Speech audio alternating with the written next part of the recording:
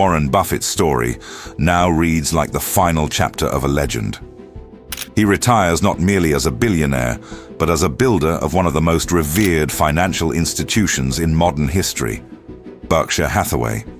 The company's value has swelled to over $860 billion, with subsidiaries spanning insurance, railroads, food, energy, and technology. His personal fortune, over $130 billion at its peak, has become the byproduct of a life lived in relentless pursuit of rationality, discipline, and value. Yet for Buffett, the true success was never in the dollar amount. It was in the process, measured in decades of compounding wisdom, patient decision-making, and a quiet resistance to market hysteria. He did not rise to wealth on charisma or brute ambition, but on a set of foundational principles that rarely make headlines because they do not promise shortcuts. As the curtain falls on his active leadership, the world peers into the archives of his life, not to count his riches, but to decode the way he thought, the way he chose, and the way he won. To understand Buffett's rise is to begin at the very opposite end, at a small town in Nebraska, long before he ever wrote his first annual letter. Warren Edward Buffett was born in Omaha, Nebraska, in 1930, in the thick of the Great Depression. His fascination with numbers began early. At age 6, he was reselling 6 packs of Coca-Cola for a profit. By 11, he had purchased his first stock, City Service Preferred, for $38 a share. When the price dipped to $27, he panicked and sold at $40. It later rose above $200. That lesson stayed with him for life. Emotions are the enemy of returns. Despite his precocious mind, Buffett's early journey was far from flawless. He was rejected by Harvard Business School. His first investments were often too focused on price over quality, what he would later describe as buying fair companies at wonderful prices instead of the opposite. Even his earliest partnerships were marked with caution and trial. The real change came not from a windfall, but from a teacher. Benjamin Graham, professor, investor, and author of The Intelligent Investor, would rewire Buffett's thinking and introduce the concept of intrinsic value. But even that was not the end of Buffett's evolution. The man he would become was forged over decades, not in any single moment of clarity, but through a disciplined loyalty to principle. It is within that loyalty that his true success was built. What follows are 6 of the most essential principles that Warren Buffett lived by. Not just to build wealth, but to build something much rarer, lasting, compounding significance.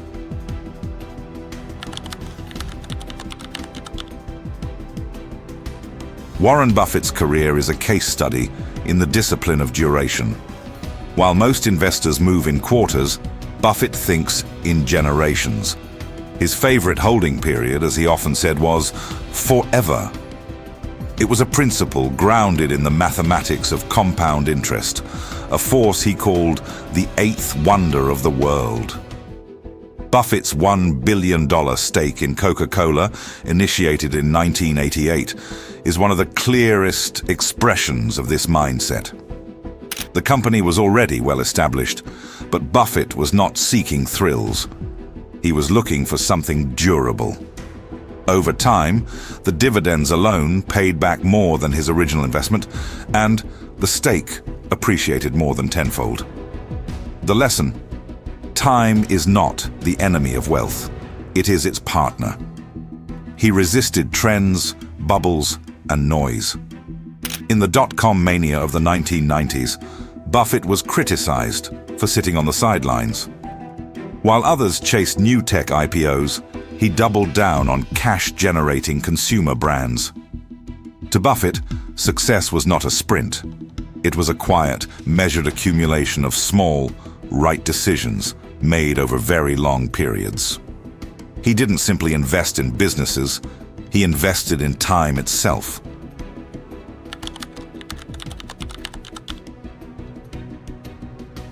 Baseball analogies were a frequent part of Buffett's teachings, and one in particular stood out.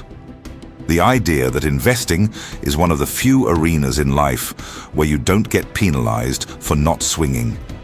He could watch opportunity after opportunity pass and wait patiently for the one pitch he understood, his circle of competence. This discipline to say no, and to do so often, set Buffett apart. In a world obsessed with busyness and action, Buffett built his success on selectivity. When he studied a company, he looked not for novelty or hype, but for clarity, predictability, and simplicity. If he didn't understand how a business made money, he walked away. If he didn't trust the management, he stayed out. If the valuation wasn't right, he waited. One of the most illustrative examples came with the airline industry. Buffett had previously been burned by airline stocks and famously avoided them for years, even as others jumped back in. It was only much later, when he felt the industry's dynamics had changed, that he re-entered. Though even then, he exited again before the COVID-19 crisis took hold. His restraint was not rooted in fear, but in conviction. He understood that avoiding mistakes was often more powerful than chasing brilliance. Success, to Buffett, wasn't about maximizing opportunity. It was about maximizing clarity.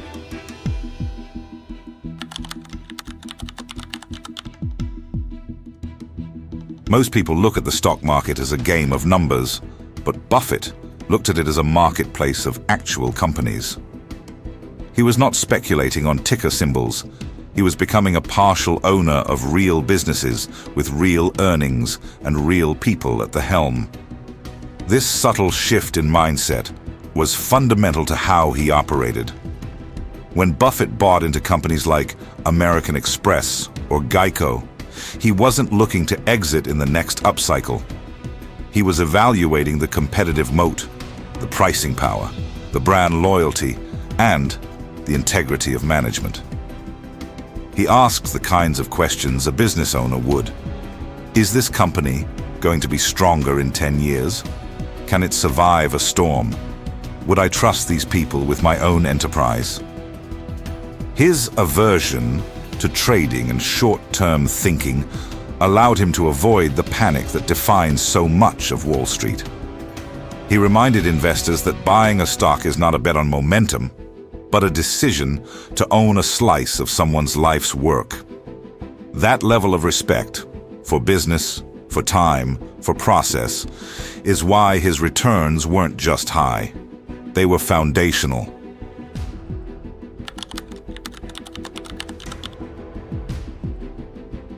Warren Buffett was obsessed with reputation, not as a vanity metric, but as an asset class of its own.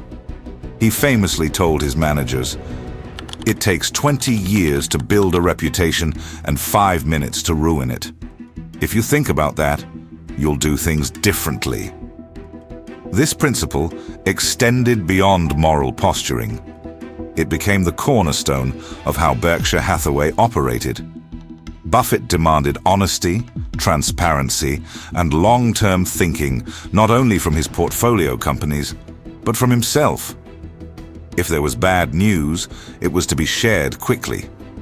If a mistake was made, it was to be admitted openly. This culture of integrity wasn't just ethical, it was practical. When Berkshire made acquisitions, Buffett often retained the existing leadership, writing simple contracts with minimal legal fuss.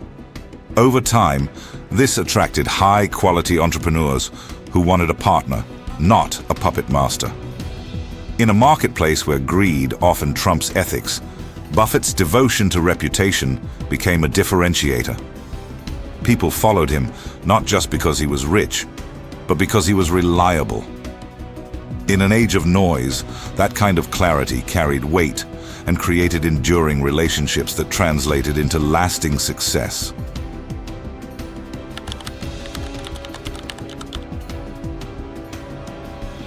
No success story is truly solitary, and Buffett's partnership with Charlie Munger remains one of the most instructive alliances in business history.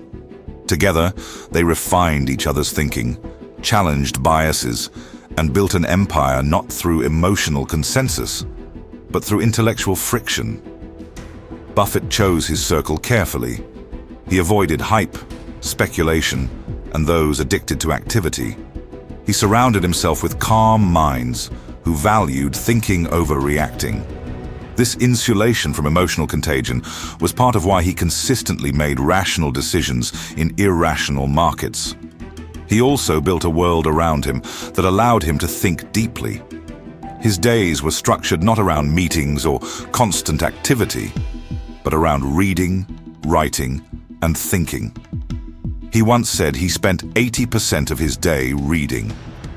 That environment, quiet, informed, and skeptical, allowed him to see clearly when others were blinded by speed.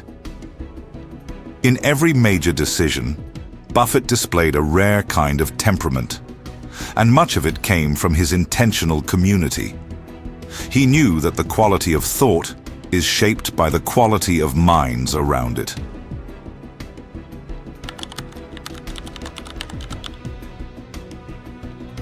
Despite his staggering wealth, Buffett never measured success by net worth. He still lives in the same Omaha home he bought in 1958. He drives himself. He eats at McDonald's. He never let money become the measure of the man. Buffett operated on an internal scorecard. He valued peace of mind over lifestyle inflation. He gave away the vast majority of his fortune, not as a publicity stunt, but as a moral decision. If you're in the luckiest 1% of humanity, you owe it to the rest of humanity to think about the other 99%. This mindset shielded him from the traps that destroy so many successful people. He did not chase admiration. He did not hoard power. He focused on building something useful, principled, and quietly revolutionary. Buffett's greatest success was not becoming the richest investor in history. It was doing so without losing his sense of identity. He proved that you can win without selling your soul, and that value, real value, must be defined by more than money.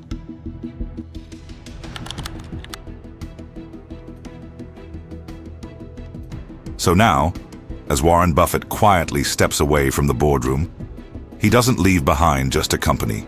He leaves behind a philosophy, a way of thinking, a way of living. While the world ran toward noise and novelty, Buffett walked the quiet road of clarity and principle. While others chased speed, he mastered patience. While many sought riches, he built value. The 6 principles Warren Buffett lived by, those aren't just about building portfolios. They're about building a life that compounds in wisdom, a life that honors integrity, a life that leaves behind more than numbers. It leaves behind a name worth remembering. As Jim Rohn would say, don't just get through the day, get from it. And if there's one man who got the most from his days, it was Buffett. Now, it's your turn.